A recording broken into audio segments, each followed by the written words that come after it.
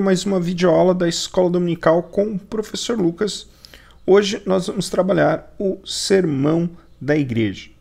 Mas para quem não sabe, nós estamos estudando nesse semestre na Escola Dominical os ensinos de Jesus dentro dos Evangelhos. Então a gente vai ver 3 formatos de ensino de Jesus nos Evangelhos. Os sermãos, que estão presentes no Evangelho de Mateus, onde a gente tem 5 grandes sermões, as parábolas que estão presentes nos sinóticos, Mateus, Marcos, Lucas, que ali onde estão todas as parábolas, nós vamos estar estudando, que seria o segundo eixo, o primeiro sermão, segundo as parábolas, e terceiro, os discursos que estariam só no Evangelho de João. Geralmente os discursos no Evangelho de João não são em formato de sermão e nem de parábola. O Evangelho de João não tem nenhuma parábola, mas normalmente é de diálogo. Jesus está debatendo com alguém e aquilo forma um ensino doutrinário. Então, o debate que ele tem com Nicodemos, e ali ele fala sobre nascer de novo, sobre o amor de Deus, o debate de Jesus com a samaritana, o debate do Jesus com a multidão, falando que ele é o pão da vida. Então, nesses 3 eixos nós vamos aprender sobre Jesus: sermão, parábolas e discurso. Então, nós estamos falando do sermão, nós estamos no 4º sermão, o sermão da igreja, no capítulo 18, só que hoje nós vamos tratar diretamente de Mateus 18, mas vamos falar um pouquinho antes de Mateus 16. Por quê? Porque a palavra igreja nos evangelhos, ele só acontece 2 vezes, e nas 2 vezes no evangelho de Mateus. E essa passagem de Mateus 16, ela é a primeira vez que é usado o termo igreja. A segunda vai ser o sermão da igreja em Mateus 18. E as 2 passagens têm muito paralelos. Então a gente precisa entender Mateus 16 primeiro, para depois nós entendermos Mateus 18. Lembrando que hoje eu não vou trabalhar todo Mateus 16, vou trabalhar do Mateus 16 do 13 ao 18, o 19 e o 20 e o 21 eu vou deixar para a próxima aula, porque ele faz um paralelo total ao sermão da igreja. Então hoje a gente vai fazer como se fosse um contexto antes de nós entrarmos no sermão da igreja, porque esses 2 textos têm muitos paralelos e eles têm muitos detalhes, e assim, dividindo a aula não ficaria tão longa, tá bom? Então vamos lá, vamos ler a passagem aqui de Mateus 16, do 13 ao 18. Indo Jesus para os lados de Cesareia de Filipe, perguntou aos seus discípulos: quem diz o povo ser o Filho do Homem? Eles responderam: uns dizem João Batista, outro Elias, outro Jeremias, ou alguns dos profetas. Mas vós, continuou ele, quem dizes que eu sou? Respondendo Simão Pedro disse: tu és Cristo, o Filho de Deus vivo. Então Jesus lhe afirmou: bem-aventurado és Simão Barjonas, porque não foi nem carne e sangue que tu revelaram, mas o Pai que estás nos céus. Também te digo que tu és Pedro, e sobre essa pedra edificarei a minha igreja, as portas do inferno não prevalecerão contra ela. Então, há sempre um debate entre a figura de Pedro. Pedro seria o discípulo típico, que fala pelos outros, ou seria Pedro o discípulo único, a qual Jesus unge como rabi, a qual irá edificar a sua igreja? Sempre há esse debate, né? Pedro ele vai ser o discípulo que apenas representou os outros na revelação, ou ele vai ser realmente o rabi, aonde toda a igreja deve ser construída. A gente vai falar isso com o decorrer da aula, mas eu vou fazer algumas introduções agora. Ele é o discípulo típico. Se você olhar, Pedro vai falar diversas vezes pelos discípulos nos sinóticos, né? Ele sempre fala por eles. Mas, além disso, uma coisa que demonstra que ele apenas é um discípulo típico é que essa estrutura que fala que sobre essa igreja, edificarei a minha igreja, Pedro, só tem na passagem de Mateus, né? Nos outros evangelhos, Marcos e Lucas, ele só tem a passagem da pergunta: quem sou eu? E aí Pedro responde e acaba o texto. Só em Mateus a gente tem uma continuação, tem um prolongamento. Por quê? A gente pode perceber que o texto, o Evangelho de Mateus, ele tenta mostrar a primazia da figura de Pedro, ou seja, a figura de um discípulo típico, mas ao mesmo tempo de um modelo de discípulo. Por isso que você vai ver ele, quando Jesus chama os discípulos na praia, ele chama primeiro Pedro, diferente do Evangelho de João, que quem foi chamado primeiro foi André, não foi Pedro. André levou Jesus a Cristo. Mas se você olhar a história somente pelo Evangelho de Mateus, você vai ver que o primeiro discípulo a ser chamado é Pedro. Se você pegar a relação dos 12 discípulos em Mateus 10, Pedro está em primeiro. Como aqui Pedro ele toma uma primazia. Então a gente pode ver que o texto de Mateus constrói uma narrativa sobre Pedro, de um discípulo típico, mas não só um discípulo típico que fala sobre os discípulos, mas um discípulo que tem coragem, que tem protagonismo. Então muitas vezes essa figura que o Evangelho de Mateus quer construir, né?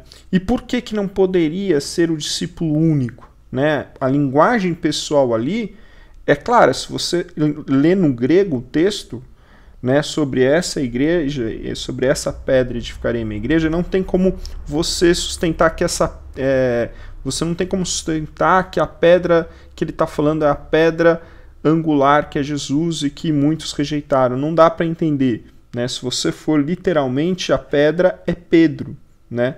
Mas qual que é o problema disso? E aí que muitos exegistas erram, eles fazem uma redução linguística que a gente fala. Você olha o texto apenas pela linguagem e não pela estrutura teológica que envolve. A gente vai falar muito mais sobre isso. Mas, primeiro, isso iria contra aquilo que Jesus fala em Mateus 23, 8 e 10, que o único que pode ser chamado de mestre, rabi, é Jesus. Outro problema, se Pedro é o rabi, então por que Jesus vai dar a mesma autoridade que ele deu para Pedro, ele vai dar para a igreja em Mateus 18? Lá ele vai falar, vocês também têm a chave, o que vocês ligam no céu é ligado na terra. Se vocês concordaram 2 ou mais, o que vocês concordarem será ligado na terra, como será ligado no céu. Então, quem tem a igreja? Os 2 juntos da igreja ou Pedro? Então, aqui você tem um segundo problema. Um terceiro problema, quando você vai ver na própria carta de Pedro ou de Apocalipse, onde ele fala que é um reino de reis e sacerdotes, ou seja, não existe mediadores, todos são sacerdotes de Deus, não existe uma tribo que representa Deus como Levi, não existe uma figura, todos são reis e sacerdotes. Isso quebra essa narrativa. E novamente, no final do mesmo Evangelho de Mateus, Jesus manda todos, ele não manda Pedro apenas, e ele dá autoridade a todos. Né? Ele manda a todos e dá autoridade a todos. Então, você vê que você não pode apenas reduzir o texto, reduzir a linguagem. Né? Então, por tudo isso, a pedra é Cristo. A pedra é a revelação que Pedro dá, e não o próprio Pedro. E aí é uma metáfora. Tá? Então, a gente tem que sair dessas reduções linguísticas. Então, aqui a figura de Mateus quer trazer o quê? O discípulo típico, que fala por todos, mas também mostra uma coragem, uma ousadia, um protagonismo, algo que a gente vai ver também no livro de Atos. E aí Jesus faz a pergunta. Essa pergunta tem nos outros 3 evangelhos. A diferença é que Mateus acrescenta a expressão filho do homem. Uma expressão que seria mais entendida pelos judeus, já que Mateus ele é um evangelho próprio para os judeus, próprio para o discípulo que se converteu, que é judeu, e que os sermãos são instrumentos de discipulado. Então, quando você fala a palavra filho do homem, um judeu vai entender, ele vai fazer um paralelo ao livro de Daniel, ao Messias. Então, por isso que Mateus ele é o único que traz a expressão filho do homem. Tá? Por quê? Porque deixa muito claro que é o Messias, que é o que está representado em Daniel, ou que também pode estar representado em Isaías, tá?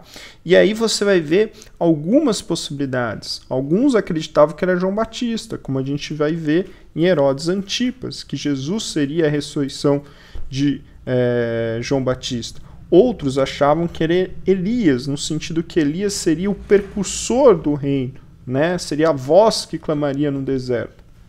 Mas Mateus é o único que menciona Jeremias. Por quê? Porque Jeremias é um profeta que tinha um prognóstico exortativo e negativo sobre a elite de Israel. Então, como Jesus batia muito na questão não só da figura de Israel, como na figura dos líderes religiosos, falando sobre arrependimento, muitos acreditavam que também poderia ser Jeremias. Mas até então, essa pergunta que Jesus está fazendo, ele é uma retórica. Por quê? Porque ainda não havia um entendimento nem dos discípulos de quem era Jesus. Então Jesus está usando uma retórica para purificar essas intenções, tá? Para que ele seja representado como, para que eles entendam definitivamente que ele é o Messias. E por isso que não havia dentro dos discípulos, ainda que havia uma ideia que ele poderia ser, ainda não havia esse conceito totalmente definido entre eles, havia um debate até, e não era comum ainda eles entenderem como ele sendo o Messias. Mas você pode falar, mas Lucas, a gente vê que algumas pessoas chamavam ele filho do homem, filho de Davi, tem misericórdia de mim, né, como os cegos, né? Mas você percebe que os discípulos não entenderam de tal forma que eles mandam aqueles cegos calarem a boca, porque eles não entendiam. Então, os discípulos não tinham entendido de tal forma que aqueles cegos que clamavam por filho de Davi, eles expulsavam. Então, ainda não havia esse entendimento. E outro elemento importante da pergunta, Jesus faz a pergunta no plural. Ele pergunta, o que vocês dizem que eu sou? Né? Ele faz no plural. E por isso que Pedro ele é o porta-voz dos 12, como ele faz em muitas vezes. Mateus 15, Mateus 19, Mateus 26, entre outros. Tá? Então ele fala, ele tem esse protagonismo. E aí vem a confissão. O texto de Mateus ele traz a confissão mais completa. Por quê? Lá em Marcos, tá, tu és Cristo.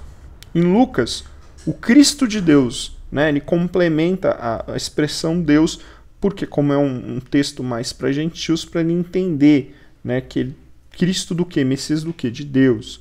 Mas aqui Mateus ele é o mais completo. Tu és Cristo, o Filho do Deus vivo.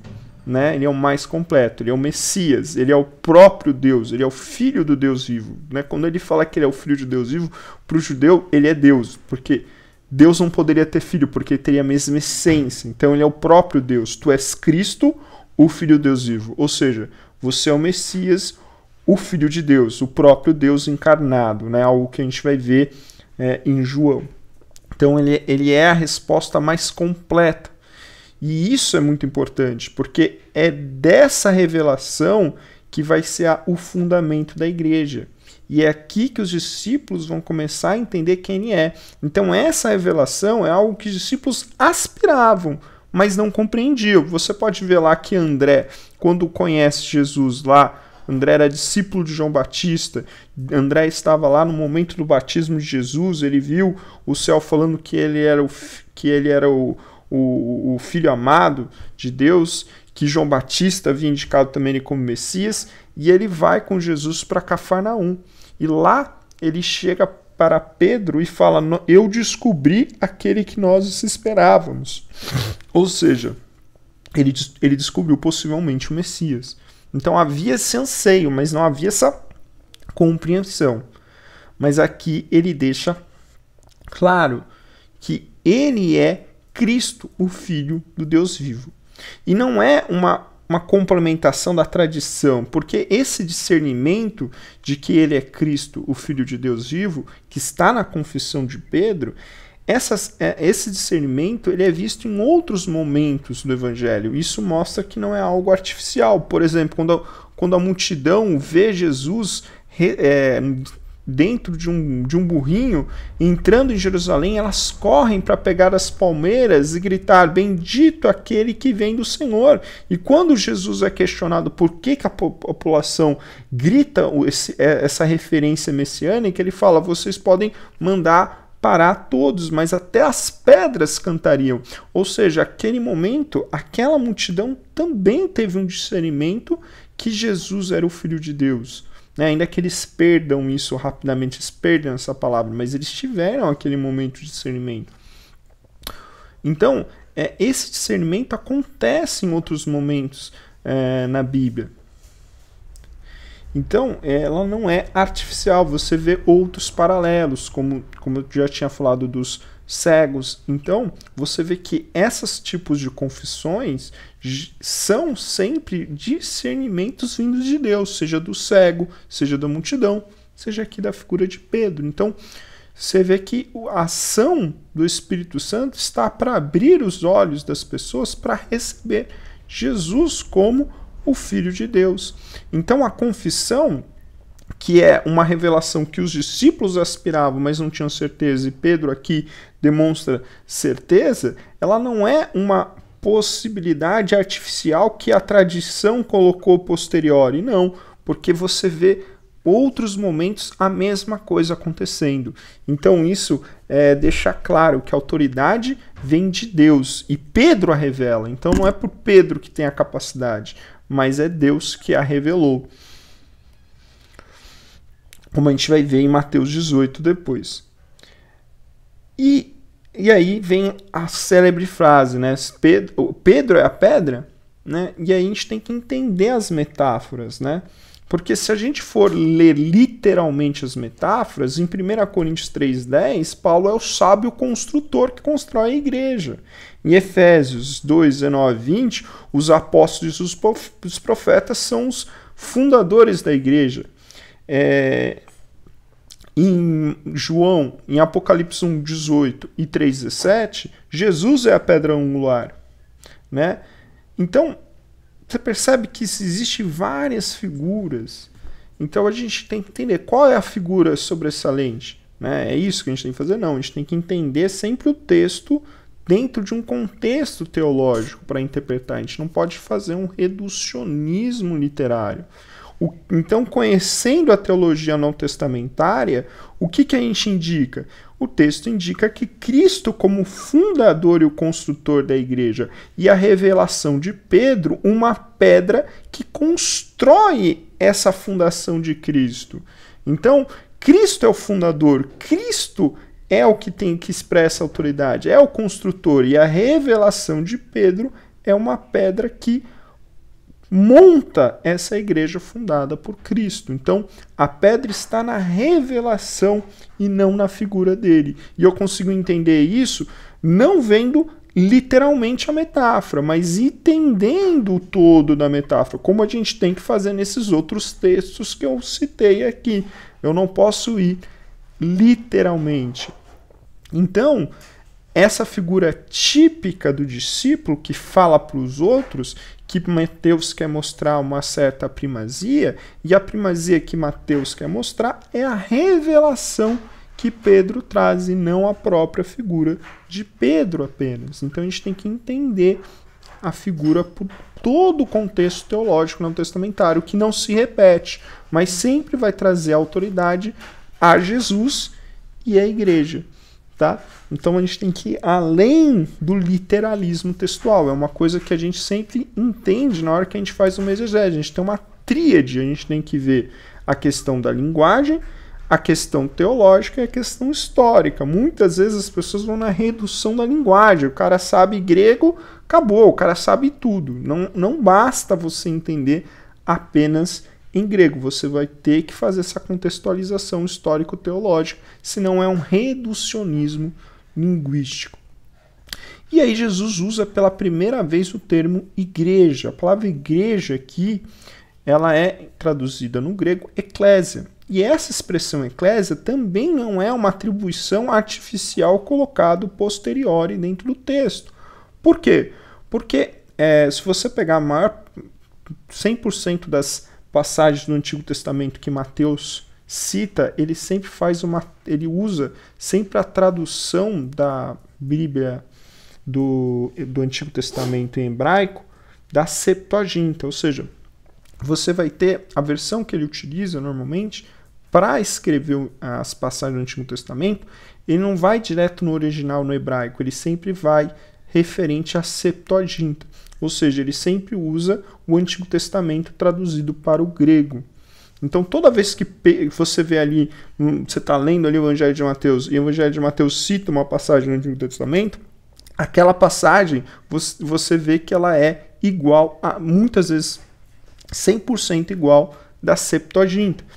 Então, essa expressão igreja, eclésia, que Mateus utiliza aqui, né, na palavra para a igreja que Jesus cita em seu discurso, é a mesma que a Septuaginta utiliza para falar assembleia, reunião.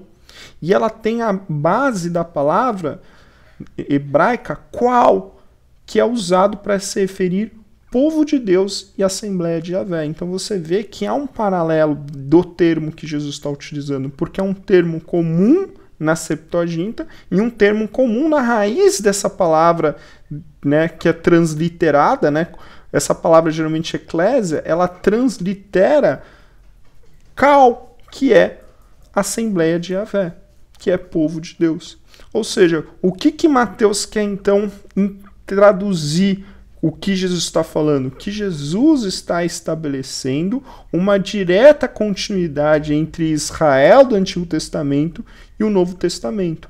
Ou seja, agora a igreja é o Israel de Deus. Agora a igreja é o povo de Deus, é o povo de Yahvé. Por isso que João Batista já indicava isto. O machado está sobre a raiz, pois dessas pedras o Deus pode suscitar filhos de Abraão, ou seja, aquele que não arrepender e crer não vai fazer parte dessa árvore, não vai ser mais povo de Deus. Por isso que Paulo vai falar que nós não éramos da figueira, mas o Senhor nos enxertou nela.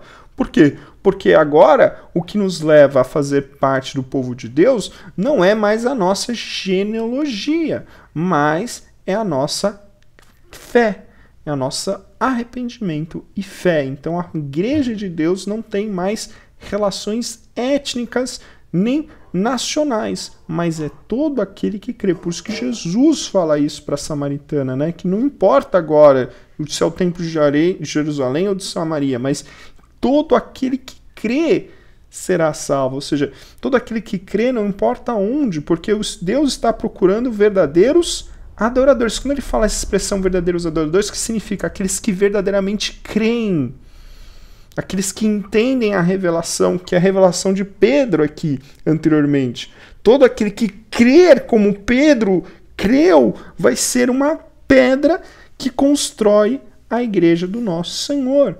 Ou seja, agora a igreja, a eclésia, a assembleia, é a assembleia do povo de Deus. Agora é o novo Israel, o novo povo de Deus. Tá? Então, por isso que ela abraça a declaração do Messias, porque todo aquele que confessa isso, como vai dizer lá em Romanos, faz parte do povo de Yahvé agora. Então, não dá para ser artificial, porque ele consegue abraçar tudo isso, a referência de Messias, ao discurso de João, né, a ideia de qual a expressão que ele utiliza. Então, você vê que não é algo artificial, mas algo disposto da inspiração de Deus. E aí Jesus fala que essa igreja, né, as portas do inferno, as portas do Hades, não prevaleceriam contra ela. Então, quando a gente entende a palavra portas, ela também pode se referir a fortificações, a forças. Ou seja, nada poderá resistir, seja os espíritos malignos, Satanás, ou as suas fortificações, as suas potestades. Seria o quê? Seria a cauterização de um sistema político ou de um sistema cultural.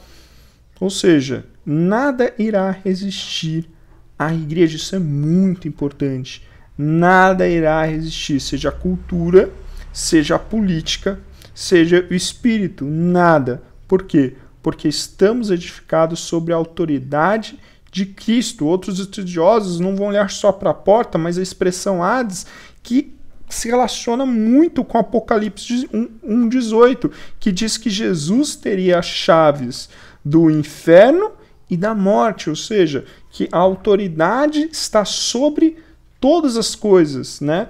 Por quê? Porque como o seu sangue pagou a nossa morte, pagou a nossa direção para o inferno e também pagou a nossa morte total. Ou seja, ela está acima da nossa condenação e da nossa existência. Essa autoridade está acima de tudo. Uma alusão clara a Isaías 22, que fala sobre a chave de Davi, que essa chave abre qualquer porta e fecha qualquer porta. Ou seja, Jesus está dizendo que a nossa autoridade está sobre todas as coisas e nada poderá resistir, seja espíritos malignos, seja cultura, seja governos. Nada irá existir porque a nossa autoridade está acima de todas as coisas. E a autoridade está expressa onde? No nome de Jesus. Novamente, entendendo que a pedra não é Pedro, mas a expressão de Jesus, o Messias, o Filho do Deus vivo. Tá bom? Então, essa é a primeira parte dessa aula. Na próxima aula, nós vamos continuar esse texto de Mateus 16, trabalhando 19 ao 21, e depois fazer o paralelo com Mateus 18, que é então realmente o sermão da igreja. Ok? Então vamos orar para terminar. Senhor, em nome de Jesus, Pai, abre os nossos olhos no nosso entendimento para entender qual é o nosso papel e propósito dentro da igreja e entendermos que a nossa autoridade não vem das nossas palavras, mas de Jesus. E esse nome tem poder sobre todas as coisas e todas as coisas convergem nesse nome. É por esse nome que nós cremos que a porta do Evangelho tem sido aberta de vidas, famílias e de nossos corações para nos arrependermos, nos redimirmos e vermos o reino do Senhor sobre os quatro cantos dessa terra. É o que nós pedimos no nome do seu Filho amado Jesus.